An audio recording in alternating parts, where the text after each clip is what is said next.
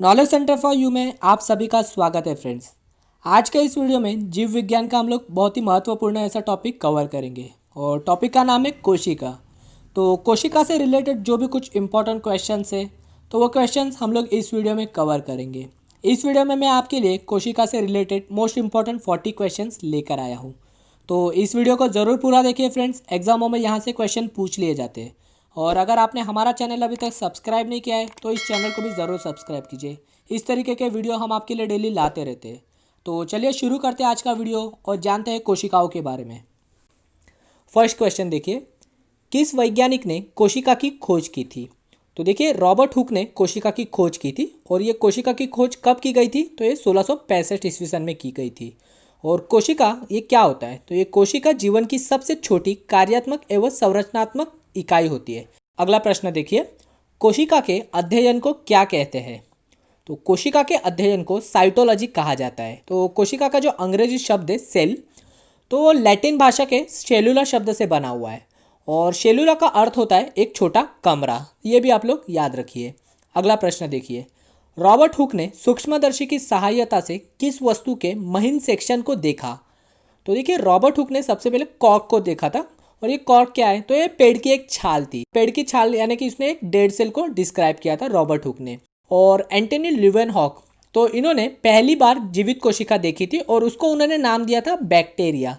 तो अगर आपसे पूछ ले कोशिका की खोज किसने की थी तो उनका नाम है रॉबर्ट हुक और इन्होंने डेड सेल को डिस्क्राइब किया था। और अगर जीवित सेल के बारे में पूछे, जीवित कोशिका के बारे में किसने डिस्क्राइब किया, तो वो एंटनी ल्यूवेनहॉक है। ठीक है, अगला प्रश्न देखिए, कोशिका के अंदर पाए जाने वाले संपूर्ण सजीव पदार्थ को जीव द्रव्य नाम किसने दिया था? तो देखिए जीव द्रव्य यह नाम पुरकिंजे द्वारा दिया गया था और पुरकिंजे ने 1839 में कोशिका के अंदर पाए जाने वाले संपूर्ण सजीव पदार्थों को जीव द्रव्य नाम दिया था। जीव द्रव्य यानी कि क्या? तो जीव द्रव्य का मतलब है प्रोटोप्लाज्म। इंग्लिश में गए तो प्रोटोप्लाज्म, ये नाम किसने दिया था? तो ये पुरकिंजे द्वारा दिया गया था। और ये प्रोटोप्लाज्म क्या होता है? तो देखिए ये एक तरल गाढ़ा रंगहीन लसलसा सा वजन युक्त पदार्थ है और जीव की सारी जैविक क्रिया इसी के द्वारा होती है। इसीलिए प्रोटोप्लाज्म को जीवन का भौतिक आधार भी कहा जाता है।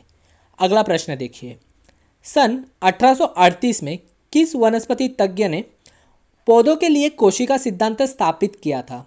तो देखिए प्रश्न ऐसा है कि पौधों के लिए कोशिका सिद्धांत किसने स्थापित किया था? तो उनका नाम है एमजी श्लेडन। अगला प्रश्न देखिए, सन 1839 में किस प्राणी वैज्ञानिक ने जंतुओं के लिए कोशिका सिद्धांत स्थापित किया था? तो नाम याद रखिए इनका, थियोडोर शेवान है। तो ये दो अलग अलग प्रश्न पूछे गए थे। अगर आपसे इस तरीके से प्रश्न पूछ ले कोशिका सिद्धांत किसके द्वारा बताया गया है, तो इन दोनों का नाम याद रखिए। श्लेडन ने पौधों के लिए कोशिका सिद्धांत दिया है तो शेवान ने जंतुओं के लिए कोशिका सिद्धांत दिया है। तो ये दोनों का नाम याद रखिए। कोशिका सिद्धांत किसके द्वारा बताया गया है? तो ये श्लेडन और शेवान द्वारा 1838 और 1839 में बताया गया है। और जो इन्होंने कोशिका सिद्धांत बताया यानी कि सेल थ्योरी बताई है, तो उसमें कुछ प्रमुख चीजें जैसे कि देखिए याद रखिए कि प्रत्येक जीव की उत्पत्ति एक कोशिका से होती है। प्रत्येक जीव का शरीर एक या अनेक कोशिकाओं का बना होता है। कोशिका का निर्माण जिस क्रिया से होता है उसमें केंद्रक मुख्य अभिकर्ता होता है। इस प्रकार श्लीडर और शेवान द्वारा दी गई कोशिका सिद्धांत में ये बातें बताई गई थी। अगला प्रश्न देखिए, कोशिका के संरचना के आधार पर उनके कौन से प्रकार है? तो देखिए कोशिका के संरचना के आधार पर उनके दो प्रकार है, एक है प्रोकैरियोटिक और दूसरा है यूकैरियोटिक। अगला प्रश्न देखिए, किन कोशिकाओं में केंद्रक नहीं होता है? तो देखिए प्रोकैरियोटिक कोशिकाओं में केंद्रक नहीं होता है। तो जो ये प्रोकैरियोटिक कोशिका है तो उनमें ना तो केंद्रक पाया जाता है ना ही कोई कोशिकांग पाया जाता है। अब मैं कोशिकांग की बात कर रहा हूँ फ्रेंड्स, तो एक कोशिकांग क्या होता है? तो देखिए कोशिकांग में गोल्गी बॉडीज आती है, लाइजोसोम्स आते हैं, माइटोकॉन्ड्रिया, साइटोप्लाज्म, ये सारे इंक्लूड होता है कोशिकांग में। तो प्रोकैरियोटिक कोशिका ऐसी होती है इनमें ना तो केंद्रक पाए जाते हैं ना तो कोशिकांग पाए जाते हैं। यह अनडेवलप्ड सेल होती है और इसका एग्जाम्पल है virus, bacteria, blue green algae. ठीक है, अगला प्रश्न देखिए, कोशिकाओं में केंद्रक की खोज किसने की थी? तो यहाँ पे पूछा गया है न्यूक्लियस की, सेल न्यूक्लियस की खोज किसने की थी? तो सेल न्यूक्लियस की खोज की गई थी रॉबर्ट ब्राउन द्वारा। अगला प्रश्न देखिए, प्रोकैरियोटिक कोशिकाओं में श्वसन तंत्र कहाँ होता है? तो प्रोकैरियोटिक कोशिकाओं में श्वसन तंत्र प्लाज्मा झिल्ली में होता है। अगला प्रश्न देखिए, यूकैरियोटिक कोशिकाओं में श्वसन तंत्र कहाँ होता है? हमने प्रोकैरियोटिक कोशिकाओं का देखा, श्वसन तंत्र प्लाज्मा झिल्ली में होता है। तो यूकैरियोटिक में माइटोकॉन्ड्रिया में श्वसन तंत्र होता है, ठीक है, याद रखिए। नेक्स्ट देखिए, कोशिका भित्ति किससे बनी होती है? तो जो कोशिका भित्ति होती है तो ये सेल्यूलोज से बनी होती है। और ये जो कोशिका भित्ति है फ्रेंड्स, यानी कि सेल वॉल, तो ये केवल वनस्पतियों में पाई जाती है। और ये जो सेल वॉल है फ्रेंड्स, तो एक काम क्या करती है? तो देखिए, सेल वॉल ये कोशिका को निश्चित आकृति एवं आकार बनाए रखने में सहायक होता है, ठीक है। अगला प्रश्न देखिए, तारकाकाय यानी कि सेंट्रोजोम की खोज किसने की थी? तो सेंट्रोजोम की खोज की गई थी बोवेरी द्वारा, और ये खोज की थी 1888 में। अगला प्रश्न देखिए, कोशिका झिल्ली किस चीज़ की बनी होती है? तो कोशिका झिल्ली यानी कि सेल मेम्ब्रेन ये लिपिड और प्रोटीन का बना होता है। और जो ये लिपिड होता है ना फ्रेंड्स, तो ये सेल के अंदर कोशिकांगों को प्रोटेक्ट करता है। अगला प्रश्न देखिए, कोशिका झिल्ली की खोज किसने की थी? तो कोशिका झिल्ली की खोज की गई थी सेंगर एंड निकोलसन द्वारा। तो दो नाम याद रखिए, सेंगर और निकोलसन। और ये कोशिका झिल्ली की खोज की गई थी 1972 ईस्वी सन में। अगला प्रश्न देखिए, केंद्रक की कोशिकाओं से उत्पन्न कोशिकांगों को क्या कहते हैं? केंद्रक की कोशिकाओं से उत्पन्न कोशिकांगों को एंडोप्लाज्मिक रेटिकुलम कहा जाता है। इनका काम क्या है? तो देखिए, उन सभी वसाओं व प्रोटीन का ट्रांसपोर्टेशन करना जो कि विभिन्न झिल्लियों जैसे कि कोशिका झिल्ली, केंद्रक झिल्ली का निर्माण करती है। तो एंडोप्लाज्मिक रेटिकुलम ये फैट और प्रोटीन को ट्रांसपोर्टेशन करने का काम करती है, ठीक है। नेक्स्ट देखिए, प्रोटीन की फैक्ट्री किसे कहा जाता है? इंपॉर्टेंट क्वेश्चन है फ्रेंड्स, एग्जामों में क्वेश्चन पूछ लिया जाता है। ये प्रोटीन की फैक्ट्री के नाम से राइबोसोम को जाना जाता है। और ये जो राइबोसोम है ये प्रोटीन का उत्पादन का काम करता है, इसीलिए इसे प्रोटीन की फैक्ट्री कहा जाता है। अगला प्रश्न देखिए, कोशिकाओं का शक्ति केंद्र किसे कहा जाता है?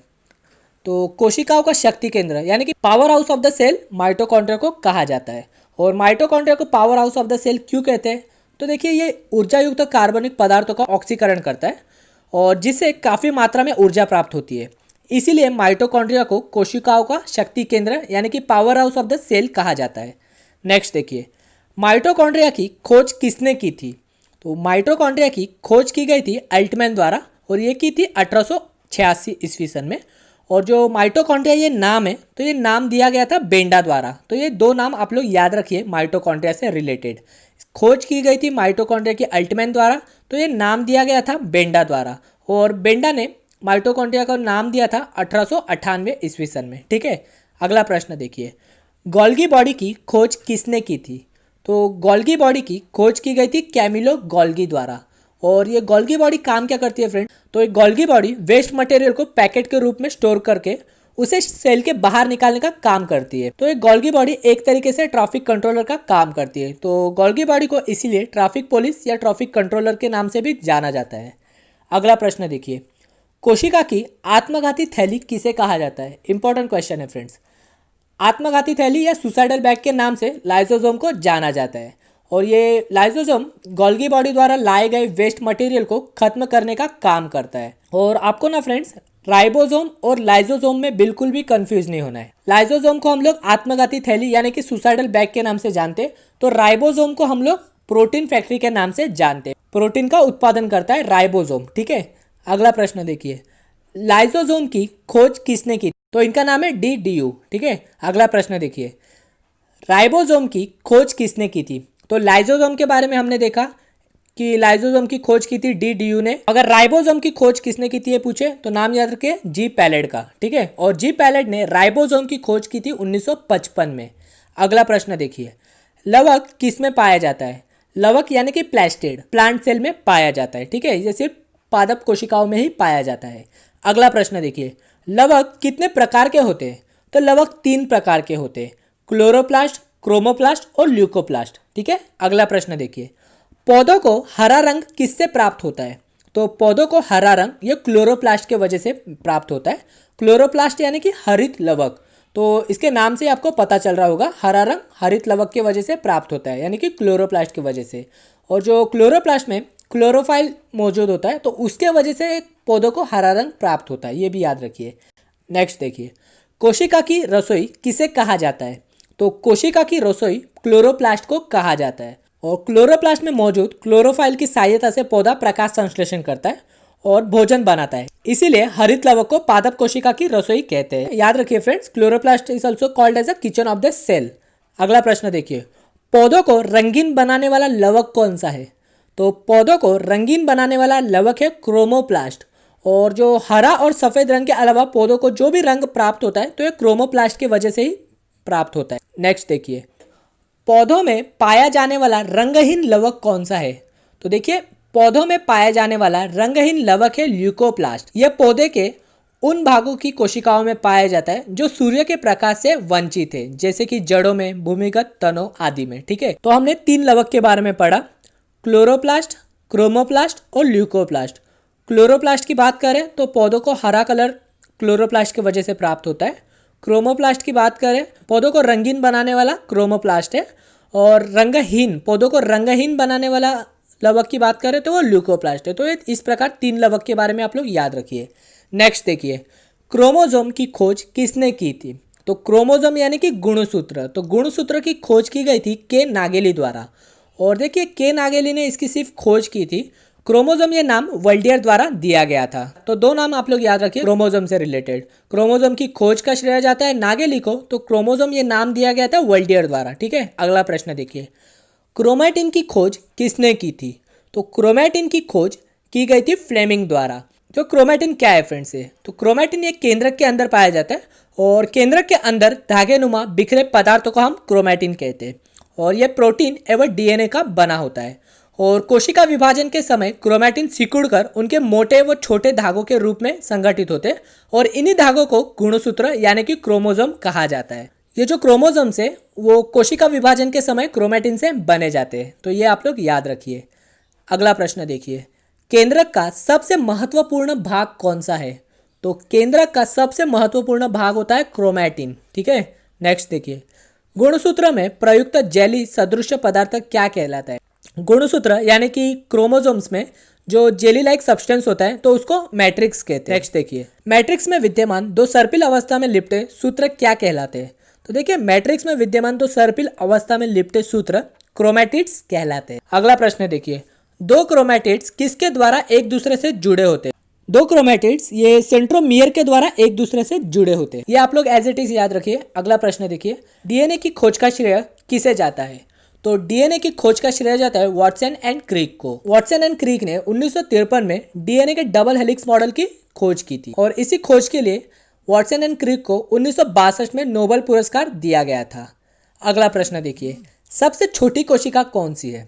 तो सबसे छोटी कोशिका है माइकोप्लाज्मा और यह कोशिका 0.1 म्यूमीटर इतनी छोटी होती है।